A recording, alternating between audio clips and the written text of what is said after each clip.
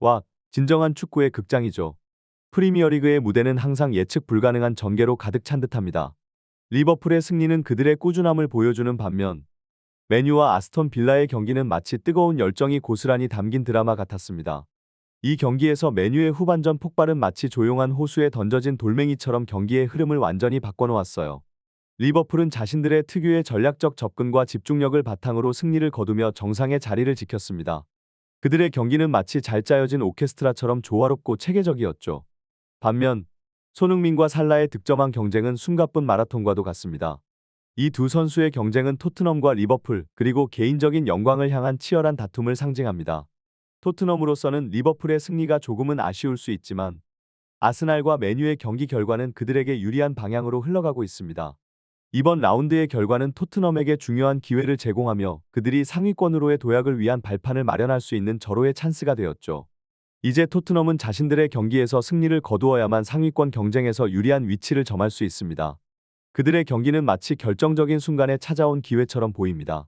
손흥민이라는 빛나는 별이 팀을 이끌고 승리의 길을 걸을 수 있을지, 이제 모든 시선이 토트넘의 다음 경기에 집중될 것입니다. 아스톤 빌라와 맨유의 대결은 프리미어리그의 미묘한 균형을 상징적으로 보여주는 경기였습니다. 전통적으로 강팀으로 여겨지는 맨유가 아스톤 빌라라는 상대에게 고전하는 모습은 최근 몇 년 동안의 프리미어리그에서 발생하고 있는 권력 재편을 생생하게 드러냅니다. 메리 감독이 이끄는 아스톤 빌라는 마치 작년의 뉴캐슬처럼 예상을 뛰어넘는 모습을 보여주며 강력한 도전자로 떠올랐습니다. 맨유에게 이 경기는 더욱 중요했습니다. 테라 감독의 입지는 불안정했고 팀은 리그 8위까지 떨어진 상황이었죠. 이런 상황에서 홈 경기에서의 패배는 감독의 경지를 불러올 수 있는 결정적인 순간이 될 수 있습니다. 이는 프리미어리그에서 감독의 위치가 얼마나 위태로울 수 있는지를 보여주는 예입니다. 한편 토트넘은 이러한 상황을 자신들의 이점으로 삼으려 했습니다. 손흥민을 중심으로 한 팀의 전략은 상위권 경쟁팀들과의 승점 차이를 줄이는 것이었습니다. 하지만 축구는 예측할 수 없는 스포츠이며 경쟁팀들이 모두 연승을 거두면 토트넘의 상황은 더욱 불안해질 수 있습니다. 이는 축구가 단순히 경기장에서의 플레이뿐만 아니라 다른 팀들의 결과에도 의존하는 복잡한 구조를 가지고 있음을 보여줍니다. 특히 맨유의 전술 변화는 주목할 만한 부분입니다. 고가의 공격수인 앨런과 안토니가 기대에 못 미치는 성적을 보이며 비판의 대상이 되었지만 테라 감독은 결국 그들을 선발에서 제외시키는 결정을 내렸습니다. 이러한 결정은 감독의 리더십과 팀 내 경쟁 구조를 강화하는 방향으로 해석될 수 있습니다. 이것은 프리미어리그에서 감독이 팀을 운영하는 데 있어 얼마나 전략적이고 결단력 있는 접근이 필요한지를 잘 보여줍니다. 이번 라운드는 각 팀의 리그 순위와 향후 전망에 큰 영향을 미치게 될 것이며 특히 토트넘과 손흥민에게는 중요한 기회가 될 것입니다. 경기의 결과는 불확실하지만 프리미어리그의 매력 중 하나는 바로 이러한 불확실성과 예상치 못한 결과에서 비롯된다는 점입니다. 맨유의 이번 경기는 전술적 변화가 두드러졌습니다. 호이론을 배제하고 레시포드를 전문 포지션인 왼쪽 윙어에 배치하며 신의 가르나초를 오른쪽으로 옮기는 결정은 매우 흥미롭습니다. 이런 변화는 팀의 공격 전략에 새로운 활력을 불어넣기 위한 테라 감독의 의도로 보입니다. 특히 에릭센의 부상 복귀와 마이누의 선발 출전은 중원에서의 창의적인 플레이와 안정성을 동시에 기대하게 만듭니다. 맨유의 수비진에서도 변화가 있었습니다. 맥어와 린델로프의 부상으로 바람과 에반스가 센터백으로 나서는 상황은 맨유의 수비 라인에 새로운 도전을 제기했고 이는 아스톤 빌라와의 경기에서 큰 역할을 하게 됩니다. 팬들의 열정적인 응원은 맨유가 겪고 있는 어려운 시기에도 변함없는 지지를 보여줍니다.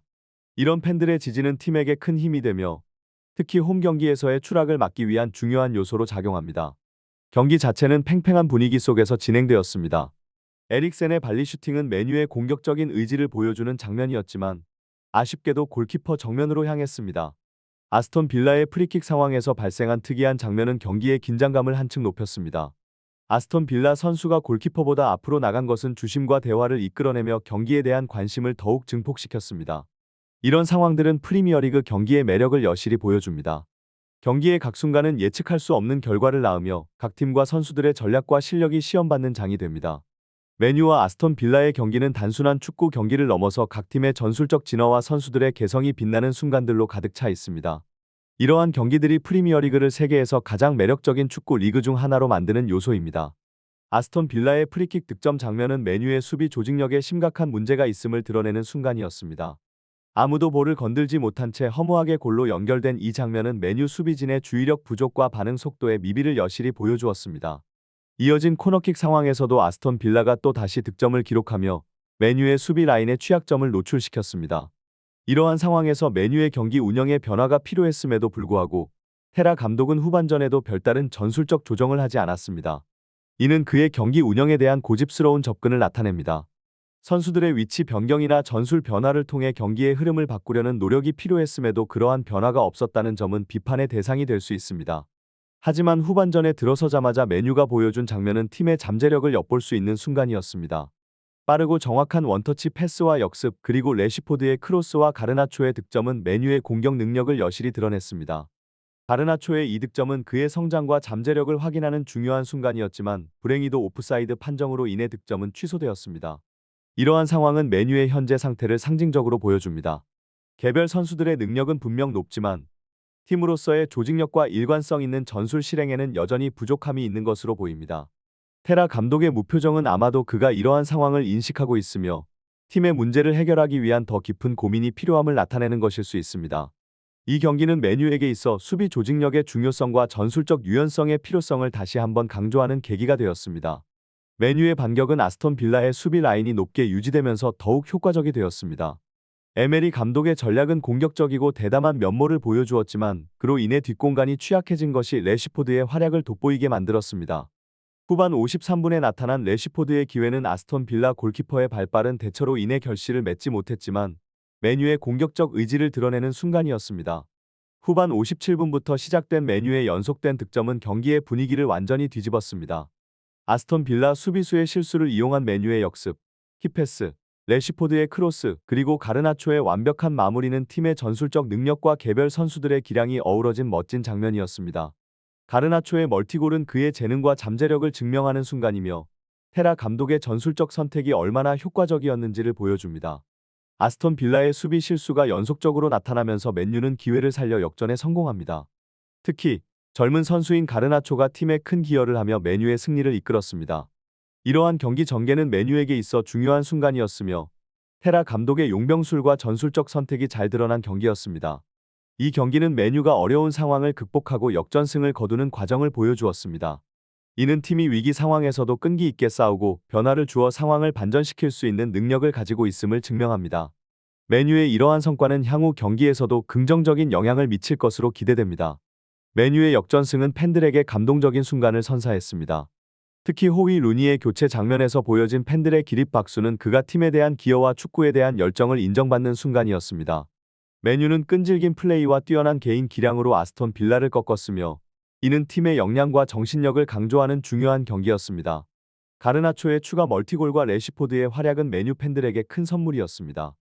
가르나초는 젊은 나이에도 불구하고 맨유의 주요 득점원으로 부상하며 팀에 큰 기여를 하고 있습니다. 비록 호날두와 같은 전설적인 선수가 되기에는 아직 갈 길이 멀지만 이번 경기에서 그의 재능과 가능성을 충분히 증명했습니다.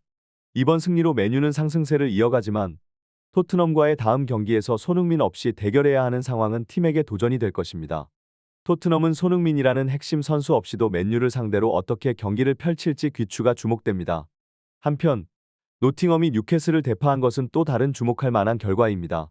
노팅엄의 누사투 감독 데뷔전에서 우드의 해트트릭은 팀의 공격력을 과시하는 순간이었으며 이는 노팅엄이 맨유에게도 위협이 될 수 있다는 것을 암시합니다. 박싱데이 경기에서 노팅엄이 맨유의 기세를 어떻게 가라앉힐지 주목되며 이는 프리미어리그의 불확실성과 경쟁의 치열함을 잘 보여주는 사례입니다. 축구 팬들은 이러한 경기의 결과와 팀들의 전략에 지속적인 관심을 가질 것이며 향후 프리미어리그의 경기들이 더욱 흥미롭게 전개될 것으로 기대됩니다. 다음 컨텐츠를 통해 더 많은 축구 소식을 전달하겠습니다. 여러분의 관심과 응원에 감사드립니다. 노팅엄과 뉴캐슬의 경기 결과는 프리미어리그가 예측 불가능한 매력을 지니고 있음을 다시 한번 강조합니다. 노팅엄의 우드 선수의 해트트릭은 단순히 개인적인 성과를 넘어서 팀 전체의 사기와 전술적 우위를 상징합니다. 이러한 결과는 노팅엄이 단순한 중하위권 팀이 아니라 각 팀에게 위협적인 존재가 될 수 있음을 보여줍니다. 특히 노팅엄의 강렬한 공격력과 누사투 감독의 전략적 접근은 다른 팀들에게도 충분한 경고 메시지가 될 것입니다. 이번 승리는 노팅엄이 박싱데이 경기에서 맨유를 상대로 어떤 전략을 펼칠지에 대한 흥미를 더합니다.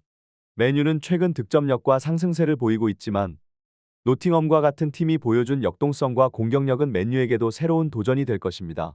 이러한 경기는 프리미어리그의 다양성과 경쟁의 치열함을 잘 보여주며 각 팀의 전술적 유연성과 대응 능력을 시험하는 무대가 됩니다.